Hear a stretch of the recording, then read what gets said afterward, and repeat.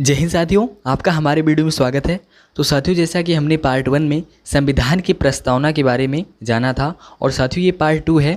इसमें हम सब संविधान की प्रस्तावना से संबंधित महत्वपूर्ण प्रश्न के बारे में जानेंगे। और साथियों, यदि आप पार्ट 1 नहीं देखे हैं तो मैंने डिस्क्रिप्शन में लिंक डाल दी है, वहाँ से जाके आप पार्ट 1 देख सकते हैं। तो साथियों आइए इस वीडियो को स्टार्ट करते हैं। देखिए साथियों, पहला प्रश्न है, संविधान की प्रस्तावना में भारत को कहा गया है। तो साथियों, संविधान की जो प्रस्तावना है उसमें भारत को सर्वसत्ताधारी, समाजवादी, धर्मनिरपेक्ष, लोकतांत्रिक गणराज्य कहा गया है। तो जो हमारा ए ऑप्शन हो जाएगा ये राइट हो जाएगा। नेक्स्ट प्रश्न है, भारत एक धर्मनिरपेक्ष राज्य है, इसका मतलब है कि भारतीय राज्य। देखिए साथियों, धर्मनिरपेक्ष का तात्पर्य होता है जहाँ पे किसी धर्म का पालन ना किया जाए, तो उसी को कहते हैं धर्मनिरपेक्ष। तो साथियों जो इसका राइट आंसर हो जाएगा वो हो जाएगा सी, किसी निश्चित धर्म का समर्थन नहीं करता है। तो इसका जो सी ऑप्शन हो जाएगा वो राइट हो जाएगा। आइए नेक्स्ट पे चलते हैं। भारत के संविधान की प्रस्तावना में समाजवादी और धर्मनिरपेक्ष शब्दों को किस संशोधन द्वारा जोड़ा गया था? देखिए साथियों, 42वां संविधान संशोधन 1976 में हुआ था और साथियों इसी के द्वारा समाजवादी और धर्मनिरपेक्ष शब्दों को संविधान की प्रस्तावना में जोड़ा गया था। तो हमारा बी ऑप्शन राइट हो जाएगा। नेक्स्ट प्रश्न है, गणतंत्र होता है। देखिए गणतंत्र क्या होता है? गणतंत्र का तात्पर्य ये होता है साथियों जहाँ पे लोगों के द्वारा चुनाव किया जाता है, तो उसी को बोलते हैं गणतंत्र। तो जो इसका राइट आंसर हो जाएगा वो हो जाएगा डी ऑप्शन, क्योंकि यहाँ पे और लोग ही अध्यक्षों का चुनाव करते हैं। तो जो डी ऑप्शन होगा ये राइट हो जाएगा। इसमें कहा भी गया है राज्य जहाँ पर अध्यक्ष वंशानुगत रूप से ना हो, तो डी ऑप्शन हमारा एकदम राइट होगा। आइए नेक्स्ट प्रश्न पे चलते हैं। प्रस्तावना का वह प्रावधान जो सभी वयस्क नागरिकों को मतदान का अधिकार प्रदान करता है कहलाता है। तो साथियों उसको कहते हैं प्रजातंत्र। जो बी ऑप्शन होगा ये राइट हो जाएगा।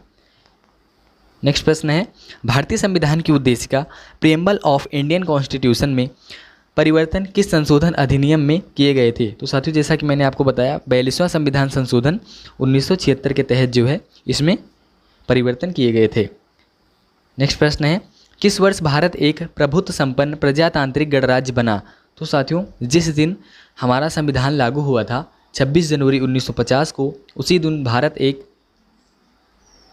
भारत एक प्रभुत्व संपन्न प्रजातांत्रिक गणराज्य बना था। तो इसका सी ऑप्शन राइट हो जाएगा। आइए नेक्स्ट पे चलते हैं। नेक्स्ट प्रश्न है,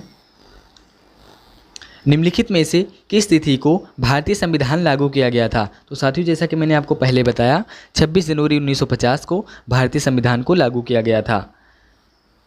नेक्स्ट प्रश्न है, भारतीय संविधान की प्रस्तावना प्रीएम्बल ऑफ इंडियन कॉन्स्टिट्यूशन में जिन आदर्शों एवं उद्देश्यों की रूपरेखा दी गई है उनकी आगे व्याख्या की गई है। तो साथियों उनकी आगे जो व्याख्या की गई है मूल अधिकारों, राज्य के नीति निर्देशक सिद्धांतों एवं मूल कर्तव्यों में जो है उनकी व्याख्या की गई है। तो जो हमारा सी ऑप्शन होगा वो राइट हो जाएगा। आइए नेक्स्ट पे चलते हैं। भारत की संप्रभुता, एकता तथा अखंडता को अक्षुण्ण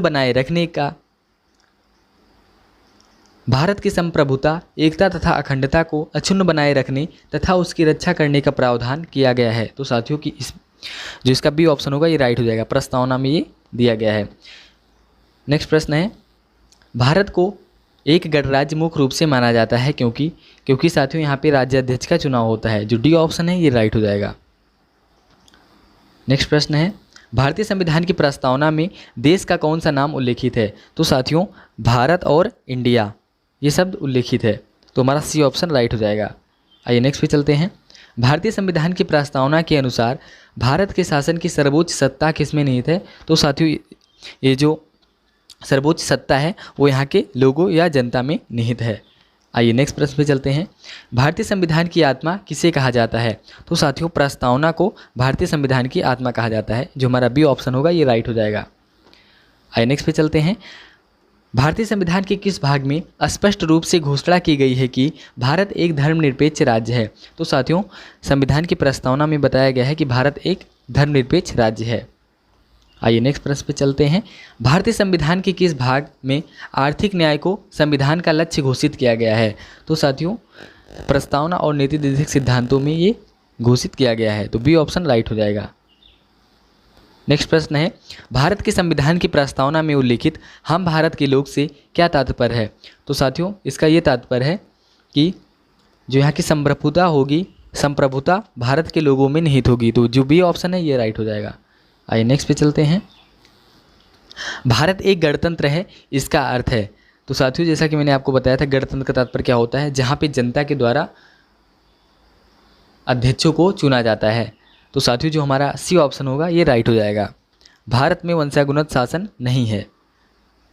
नेक्स्ट प्रश्न है, भारत में लौकिक सार्वभौमिकता है क्योंकि संविधान की प्रस्तावना आरंभ होती है। तो साथियों जैसा कि मैंने आपको पार्ट 1 में बताया था कि भारत की जो प्रस्तावना है वो कहाँ से स्टार्ट होती है, हम भारत के लोग से। तो इसका जो राइट आंसर हो जाएगा वो हो जाएगा डी, हम भारत के लोग।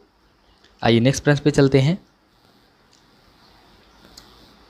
भारतीय संविधान की प्रस्तावना के सिलसिले में निम्नलिखित में से कौन सा क्रम सही है? सार्वभौम, सत्ता संपन्न, समाजवादी, धर्मनिरपेक्ष, जनवादी, गणतंत्र। तो हमारा डी ऑप्शन राइट हो जाएगा। नेक्स्ट प्रश्न है, भारतीय संविधान की प्रस्तावना में निम्नलिखित में से किस स्वतंत्रता का वर्णन नहीं है? देखिए साथियों मैंने आपको पार्ट 1 में बताया था कि जो है 5 प्रकार की स्वतंत्रता दी गई है और 3 प्रकार के न्याय हैं। 5 प्रकार की स्वतंत्रता कौन कौन सी है? देखिए, विचार, अभिव्यक्ति, विश्वास, धर्म और उपासना की स्वतंत्रता। ये 5 प्रकार की स्वतंत्रता जो है भारतीय संविधान की प्रस्तावना में दी गई है। और 3 प्रकार के न्याय, सामाजिक, आर्थिक और राजनीतिक, ये 3 प्रकार के न्याय हैं जो ये भारतीय संविधान की प्रस्तावना में दिए गए हैं। तो साथियों जो इसका डी ऑप्शन होगा ये राइट होगा, क्योंकि आर्थिक स्वतंत्रता नहीं, आर्थिक न्याय है। आइए नेक्स्ट पे चलते हैं। संविधान में हमारे राष्ट्र का उल्लेख किस नाम से किया गया है? तो साथियों रिपीट क्वेश्चन है, भारत तथा इंडिया। मैंने आपको इसको पहले ही बता दिया, भारत तथा इंडिया। आइए नेक्स्ट प्रश्न पे चलते हैं।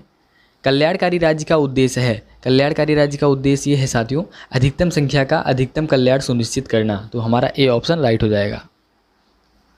नेक्स्ट प्रश्न है, निम्नलिखित में से कौन सा शब्द भारत के संविधान की उद्देशिका में नहीं है? तो साथियों लोक कल्याण जो है भारत की प्रस्तावना में नहीं है। देखिए प्रस्तावना का तात्पर्य ही उद्देशिका है। साथियों अंतिम प्रश्न है, भारतीय संविधान की प्रस्तावना में संशोधन किस वर्ष में हुआ था? तो साथियों इसमें एक बार ही संशोधन किया गया था, 42वां संविधान संशोधन 1976। तो हमारा बी ऑप्शन राइट हो जाएगा। तो साथियों ये थे कुछ महत्वपूर्ण प्रश्न भारतीय संविधान की प्रस्तावना से संबंधित। साथियों आपसे हमारा प्रश्न है कि भारतीय संविधान की प्रस्तावना तथा इसकी भाषा किस देश से ली गई है? आप इसको प्लीज़ कमेंट बॉक्स में लिखना ना भूलें। साथियों आपको हमारी वीडियो देखने के लिए बहुत बहुत धन्यवाद।